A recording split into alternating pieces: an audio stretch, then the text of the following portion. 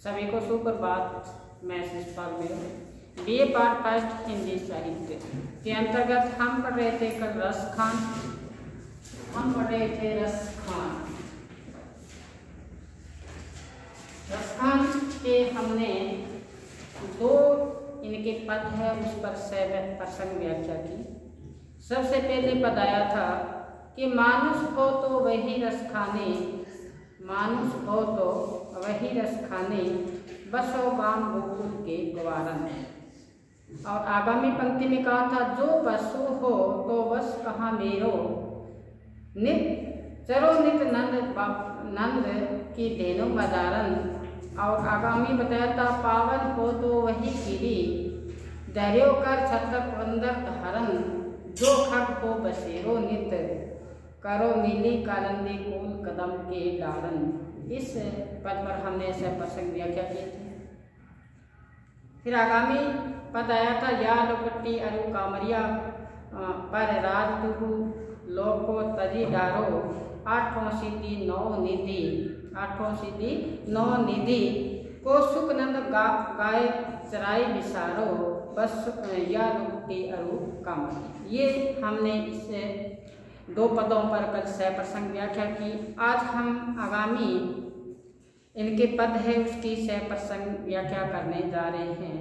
तो साथ साथ में आप अपने रजिस्टर में अंकित करेंगे। अगर आपके पास प्राचीन मध्यकालीन काव्य की पुस्तक है, अगर आपके पास प्राचीन मध्यकालीन काव्य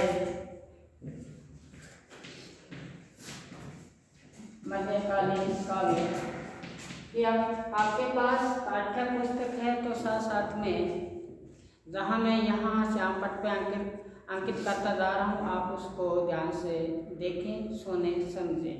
चलें तो कहते हैं एक समय मुरली की धुनी में, एक समय मुरली की धुनी में, एक समय मुरली की धुनी में रस खाने लियो कहू नाम हमारो, रस खाने लियो कहू नाम हमारो। इसमें एक गोपी की श्री कृष्ण के प्रति स्नेह, एक निष्ठता, प्रेम की बात कही गई है कि एक बार श्री कृष्ण जी बांसुरी का वादन कर रहे थे, तब क्या बताया है कि एक समय मुरली की धुनी में, एक समय श्री कृष्ण जी बांसुरी का वादन कर रहे थे। उस समय रसखान कवि के वादन से वो गोपी, वो नायिका कहते हैं, उस धुन में रसखान कहते हैं कि उस धुन में एक गोपी कहती है मेरा नाम लिया गया, एक बांसुरी की सुर निकली, धुन निकली, उस धुन में उस गोपी का नाम उच्चारण हुआ।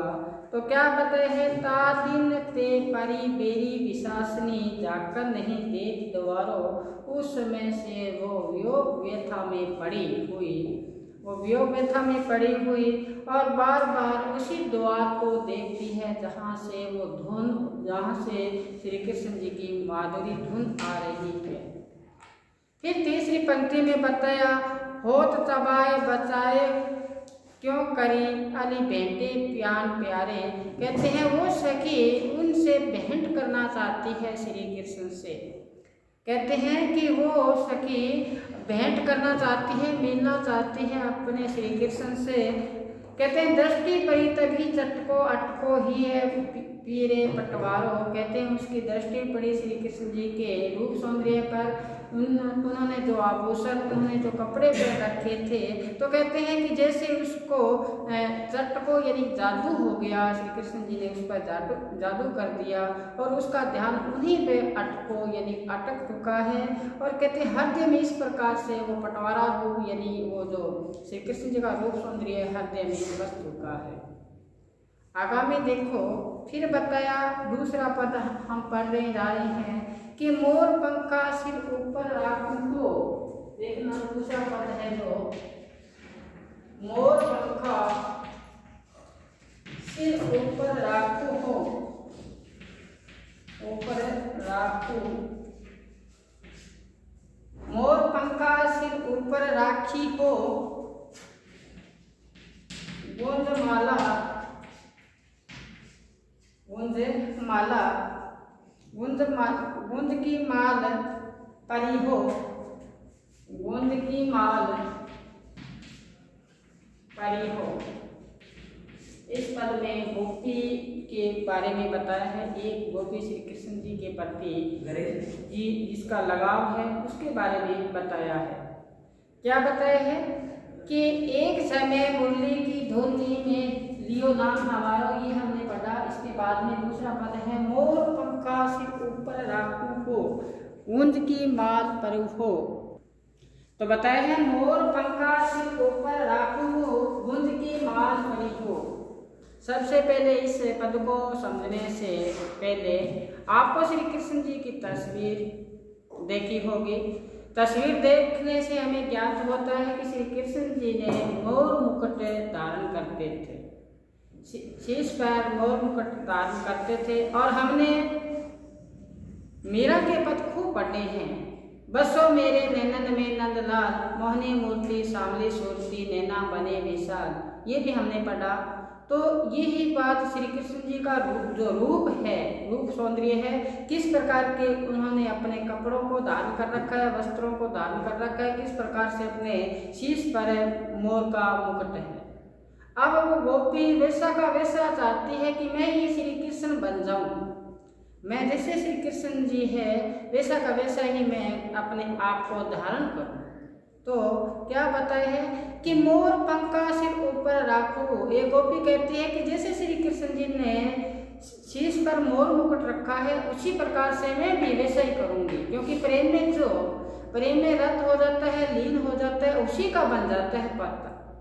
तो गोपी कहती है मैं जैसे श्री कृष्ण जी ने शीश पर मुकुट धारण कर रखा है वैसा का वैसा मोर पंख मैं भी अपने सिर के ऊपर रखूंगी, मैं भी अपने शीश पर क्या रखूंगी, मोर मुकुट रखूंगी। और कहते हैं श्री कृष्ण जी ने गुंज की माला जो पहन रखी है गले में गुंज की जो माला पहन रखी है वैसी की वैसी माला मैं भी पहनूंगी। यानी कि मैं रूप बनना चाहती हूँ श्री कृष्ण का, उसी का रूप बनना चाहती हूँ, क्योंकि इनका स्नेह, इनका लगाव, इनका प्रेम किनके प्रति है, श्री कृष्ण के प्रति है गोपी का। तो गोपी कहती है, सखी कहती है। दूसरी पंक्ति में बताया ओढ़ी पीतंबर ले लुकुटी, ओढ़ी पीतंबर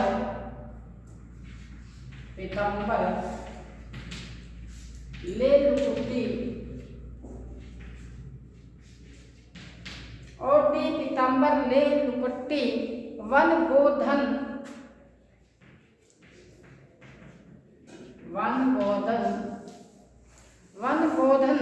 ग्वालन संग फिरोगी, गोधन संग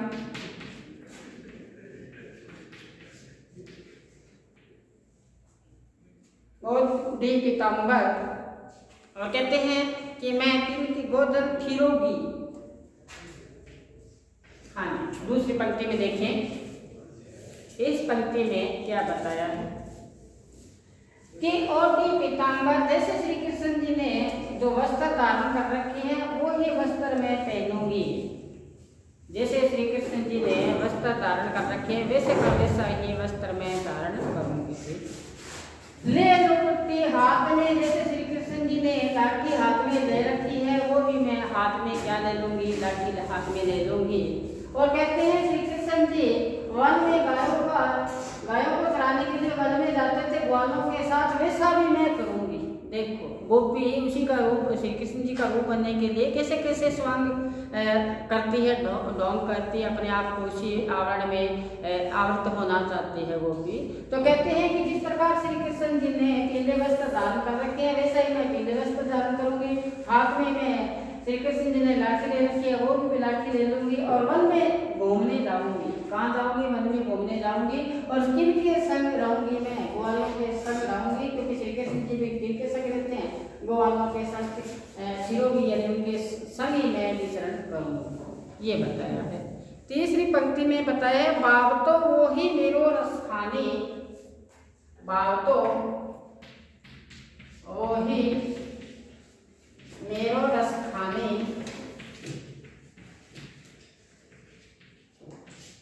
भागतो वही मेरो रस खाने, सो तेरे कहे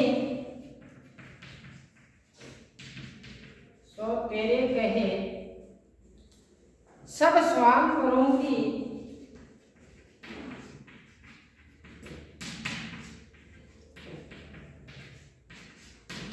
देखो इस पंक्ति में क्या बताया है रस खाने। कहते हैं बाग तो वही मेरो रस खाने, मन को बाने वाले श्री कृष्ण। हम किस पात्र से प्रेम करते हैं, लगाव रखते हैं जिस पात्र को हम चाहते हैं। जैसे मीरा ने कहा था, कोई कही और प्रभु आवन की मन भावन की, यानी कि जो हमें मन को बाता है श्री कृष्ण, यहाँ गोपी को प्रेम है श्री कृष्ण जी से, तो उनको मन को बाने वाले कहते हैं। बाग तो वही मेरा रस खाने, मेरे को वही बाता है, वो मेरे को वही अच्छा लगता है, वही मेरा स्नेही पात्र है। रस खान के माध्यम से सखी कहती है, सो तेरे कहे सब स्वांग करूंगी, तेरे लिए मैं बांती के ढोंग कर लूंगी। स्वांग का क्या होता है, ढोंग करना। मैं क्या कर लूंगी, बांती के ढोंग कर लूंगी। आगे देखो, या मुरली की अधरान धरी अधरा न धरोगी। श्री कृष्ण जी ने जो बांसुरी का वादन किया, अपने अधर पर रखा जिस बांसुरी को, उस बांसुरी को मैं अपने अधरों पर नहीं रखूंगी, ये मेरी शर्त है। दोबारा सुनो। सबसे पहले बात आई, कहते हैं कि मैंने जैसे श्री कृष्ण जी ने शीश पर मुकुट धारण कर रखा है, वैसा का वैसा मुकुट मैं भी धारण करूंगी, और उस मुकुट में मोर पंख है वो भी मैं धारण करूंगी। कहते हैं कि श्री कृष्ण जी ने गुंज की जो माला धारण कर रखी है, वो भी माला मैं अपने गले में धारण करूंगी। मैं उसी का रूप बनना चाहती हूँ श्री कृष्ण का। फिर बताया कि श्री कृष्ण जी ने पीले वस्त्र जो पहन रखे हैं, वो वस्त्र भी मैं पहन लूंगी, हाथ में लाठी ले लूंगी, और वन में ग्वालों के साथ, गायों के साथ विचरण करूंगी। तीसरी पंक्ति बताया, वो मेरे मन को बाने वाले श्री कृष्ण है। तो सखी रस खान के माध्यम से कहती है, सो तेरे कहे सब स्वांग करूंगी, जो तू कहता है वैसे के वैसे मैं स्वांग करती जाऊंगी, क्योंकि मेरे मन को बहाने वाले हो, अच्छे लगने वाले हो। इसी प्रकार कहते हैं, जो श्री कृष्ण जी ने जो नीचे की पंक्ति में आया है, या मुरली धर की अदरान धरी अदराना धरोगी। जो श्री कृष्ण जी ने बांसुरी का वादन किया, जिस बांसुरी को अपने अधरों पर रखा, होठों पर रखा, वो बांसुरी मैं अपने श्री कृष्ण जी की बांसुरी को अपने अधरों पर रखने का अधिकार मेरे पास नहीं है, वो मैं नहीं रखूंगी। और ये बात इस दोहे में, इस पद में रस खान के माध्यम से गोपी की जो व्यथा है वो बताई। तो आगामी देखें, आगामी पद इनके हमारे पाठ्यक्रम में क्या है। देखो आगामी पद हम 7 नंबर पद है उस पर अध्ययन करने जा रहे हैं। कान्हा भे सब बांसुरी के, कान्हा भे सब बांसुरी के,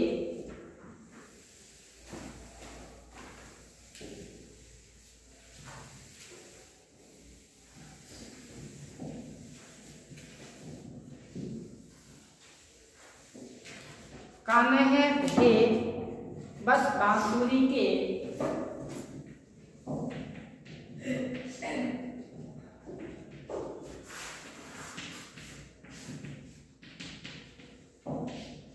बांसुरी के, कान्हा भे बस बांसुरी के, अब कौन सखी हमको चाहे हो, अब कौन सखी हमको चाहे हो। एक सखी दूसरी सखी को कह रही है, इस पद में एक सखी दूसरी सखी को कह रही है। कहते हैं कि श्री कृष्ण जी से, हम तो श्री कृष्ण जी से प्रेम करते हैं, हम तो श्री कृष्ण जी से प्रेम करते हैं, लेकिन श्री कृष्ण जी तो किसके वश में है, बांसुरी के वश में है।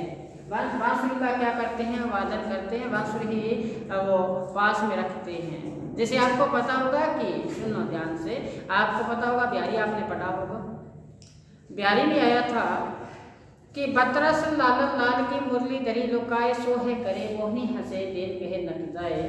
कहते हैं कि राधा श्री कृष्ण के पास में बैठी है और बातों का रस लेने के लिए श्री कृष्ण जी से बातें करना चाहती है, क्योंकि बातों में ही रस आता है, आपको पता है। श्री कृष्ण जी से राधा बात करना चाहती है, लेकिन कृष्ण जी तो बांसुरी से प्रेम करते हैं, इसलिए बात करना चाहते नहीं।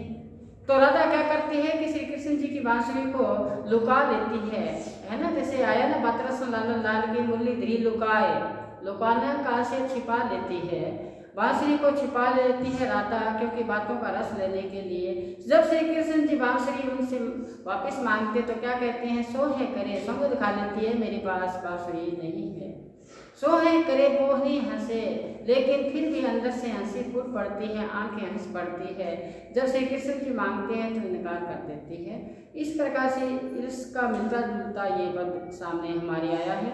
एक सखी कहती है कि श्री कृष्ण जी को प्रेम हो गया है बांसुरी से, हमें प्रेम हो गया श्री कृष्ण जी से, हम श्री कृष्ण जी से प्रेम करना चाहते हैं, उनसे बात करना चाहते हैं, इसलिए श्री कृष्ण जी बांसुरी में लगे रहते हैं, बांसुरी वादन में लगे रहते हैं, हमसे बात नहीं करते। तो क्या कहते हैं, कान्हा किसके बस में हो गए या बांसुरी के बस में हो गए हैं। कहते अब हमको सखी कौन चाहे वो, हमें प्रेम करने वाला कौन है, हमें प्रेम करने वाला कोई नहीं है, क्योंकि श्री कृष्ण जी तो किससे प्रेम करते हैं, बांसुरी से प्रेम करते हैं। देखो कहते ना प्रेम दोनों ओर बढ़ता है, तो यह प्रेम है किससे हो रखा है, श्री कृष्ण जी का बांसुरी से प्रेम हो रखा है। तो कहते हैं कान्हा गई बस बांसुरी के, अब हमें कौन है वो। आगामी पंक्ति देखिए हम कि निस घोष रहे संग, निस घोष रहे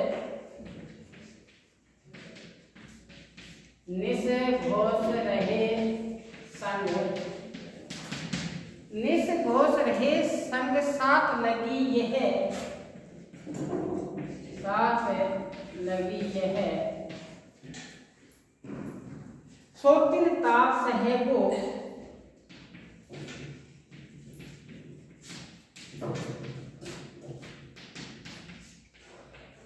सहेगो।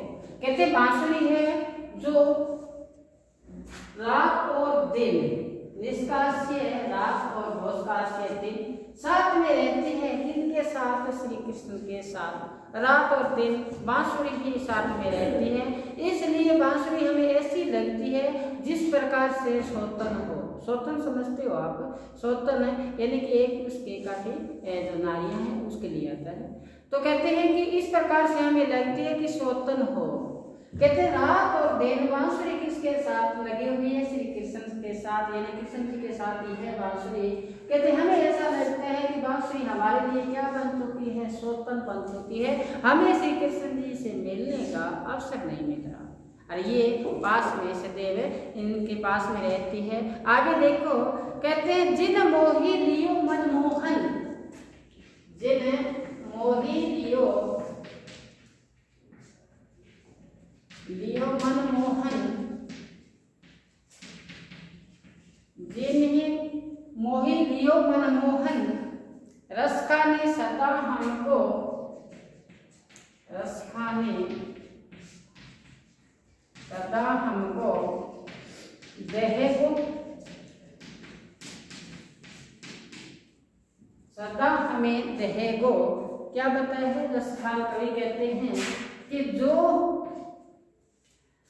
जिनको श्री कृष्ण जी ने मनमोहन को मोह लिया है, वश में कर लिया है, जिसको श्री कृष्ण जी को वश में कर लिया है, वो हमें सदैव ही जलाता रहेगा। क्या रहेगा, जलाता रहेगा।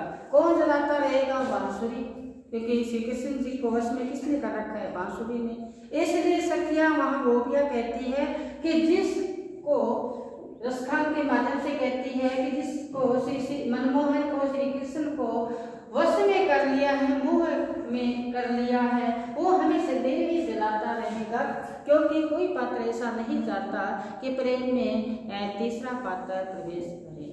ये यहाँ पे बताते हैं, कहते हैं कि श्री कृष्ण जी से वार्तालाप नहीं हो रही, इसलिए हमें सदैव जो श्री कृष्ण जी को वश में कर लिए है वो हमें सदैव जलता ही रहेगा। आगामी देखिए क्या बताया है आगामी पंक्ति में। आगामी पंक्ति में बताया है मेले आओ सब सखी, मेले आओ सब सखी, मेली आओ सब सखी बाग चले अब तो, बाग चले अब तो, बर्द में बरसुरी रहेगी, बर्द में रहेगी, बर्द में बांसुरी रही है। हाँ, अब सखियों ने विचार किया, सभी सखियों ने कहते हैं आओ सारे साथ में मिल जाए सखिया और हम इस वनभूमि से यहाँ से भाग चलें, इस वनभूमि से हम सारे भाग चलें, क्योंकि वनभूमि में अब तो कौन रहेगी, वहाँ पर बांसुरी रहेगी, हमें वहाँ कोई पूछने वाला नहीं है। तो यहाँ पर सखी की जो अंतर्वेदना है, सखी की जो यहाँ पे अंतर्वेदना व्यथा है वो सामने हमारे आई है कि अब हम यहाँ से भाग चलें, और क्योंकि यहाँ पर कौन है, श्री कृष्ण जी की बांसुरी है, और जब तक श्री कृष्ण जी की बांसुरी साथ में रहेगी हमसे श्री कृष्ण जी बातचीत नहीं कर पाएंगे। तो हमने 2-3 पदों पे आज सप्रसंग व्याख्या की। मैं आशा करता हूँ कि आपके समझ में आया होगा और इसको आप अभ्यास करें। कहते हैं कर्त कर्त अभ्यास जड़मति होए सुजा। तो शेष बचे हुए जो इनके पद हैं रसखान के, आगामी हम वीडियो के माध्यम से करेंगे। तब तक आप जो आपको करवाया है उसी में लीन रहें, रत रहें, लगे रहें। धन्यवाद।